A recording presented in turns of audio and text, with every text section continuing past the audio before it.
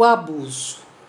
Antes de responder à questão da consulente de hoje, eu quero falar do livro da Ana Paula Araújo, cujo título é O Abuso. Ana Paula é jornalista da Globo e estreou como escritora com este livro, que é o resultado de 4 anos de pesquisa. Relata vários casos ocorridos em diferentes lugares do Brasil, onde ela esteve, para mostrar que o lugar, classe social, roupa, etc. E que enquanto este crime não for discutido e combatido, as mulheres e os menores não terão os seus direitos garantidos. Ana Paula mostra que existe uma cultura do estupro no Brasil e que este é o único crime em que a vítima se sente culpada e por isso tende a se calar. Apenas 10% dos casos são denunciados. A maior parte dos estupros ocorre no ambiente doméstico, praticados por pais, padrastos, tios, vizinhos. As crianças são as mais atingidas, por serem as mais vulneráveis. 80% são meninas entre 11 e 13 anos de idade e 20% são meninos de aproximadamente 7 anos. Números que mostram o quão necessário é orientar as crianças para se protegerem da violência sexual. São violentadas em casa as crianças. Já as vítimas adultas são violentadas por desconhecidos que se valem da força corporal, das ameaças, do espancamento. Mas o estuprador frequentemente alega que o sexo foi consensual e o juiz tende a considerar que o estupro foi culposo, ou seja, sem intenção de violentar. A cultura do estupro é datada da colonização do Brasil, da relação dos portugueses com as Índias. A possibilidade da relação ser como foi já estava anunciada na carta que Pero Vaz Caminha escreveu para o rei Dom Manuel, contando as suas impressões sobre o país. Pero Vaz Caminha se refere mais de uma vez à beleza das jovens índias nuas, aspas, cujas vergonhas de tão inocentes não nos causavam vergonha, fecha aspas. O estupro se inscreve numa tradição brasileira que, por enquanto, nenhum historiador analisou. Volto ao assunto noutra ocasião. Agora, eu quero responder à consulente que me escreveu sobre o assédio. Questão.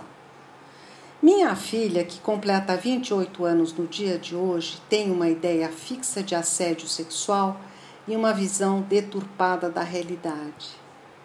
Depois de acusar injustamente irmão, pai, cunhado, empregada doméstica e faxineiro de tê-la assediado, inventou que eu assediei o zelador do prédio. Também me acusou de rir da sua cara e de expulsar de casa. Nada disso aconteceu. Vive isolada e não consta que tenha tido namorado. Cursou engenharia e mestrado com excelente desempenho numa instituição de renome internacional e está prestes a ingressar no doutorado.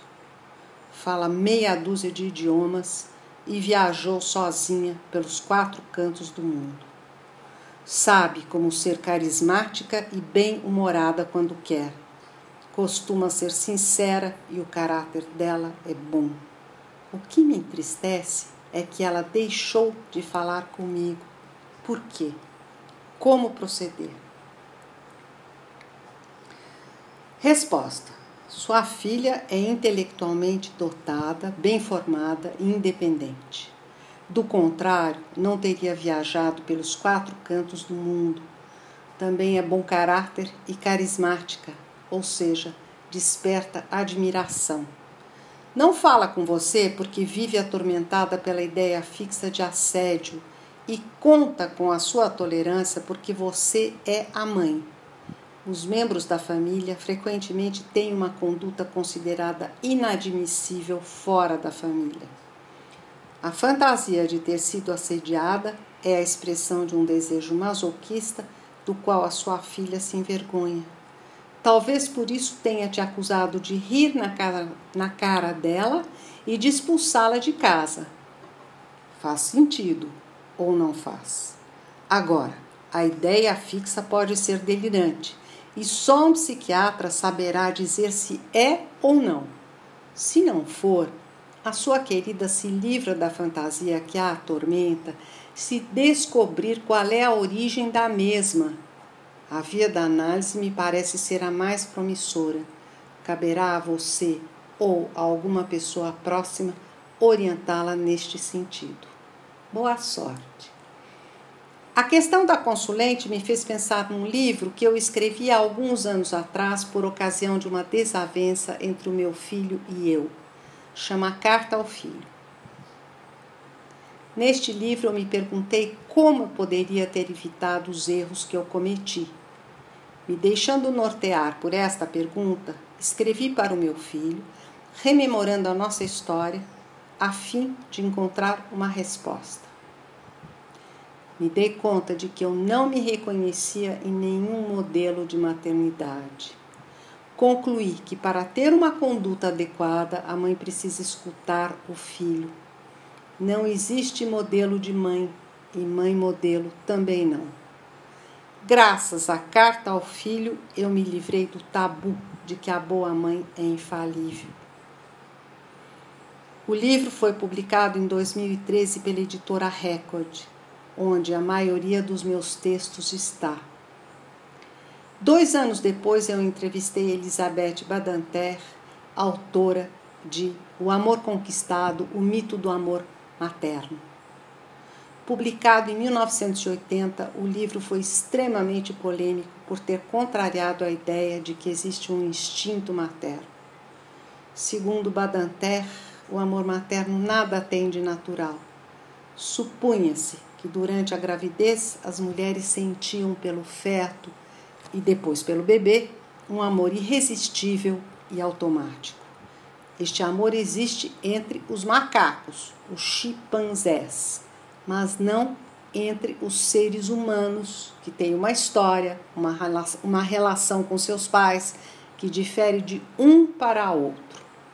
Segundo Badinter, o mito do amor materno serve para atribuir um papel exclusivo às mulheres, para os homens o poder, o domínio do mundo exterior, e para as mulheres a casa, o cuidado com as crianças, os trabalhos domésticos. A distribuição dos papéis se fundou por um lado na religião e por outro na natureza. Com isso, as mulheres eram prisioneiras e se tornava impossível estabelecer uma igualdade verdadeira entre os gêneros. A partir do momento em que nós consideramos que homens e mulheres têm um papel complementar, ou seja, um faz o que o outro não faz, o caminho se fechou para as mulheres. A ideia surgiu na França no século XVIII com Rousseau, que teve uma influência considerável sobre a sociedade francesa. A ideia foi desenvolvida no final do século XIX e perdurou até o fim da Segunda Guerra Mundial. A íntegra da entrevista que eu fiz com Elizabeth Badinter pode ser lida no meu site www.betmilan.com.br. Querendo, envie a sua questão para Beth Milan Escritora. Responderei na medida do possível. Você também pode ler no meu site artigos publicados na Folha, na Veja, grandes entrevistas e muito mais. Até!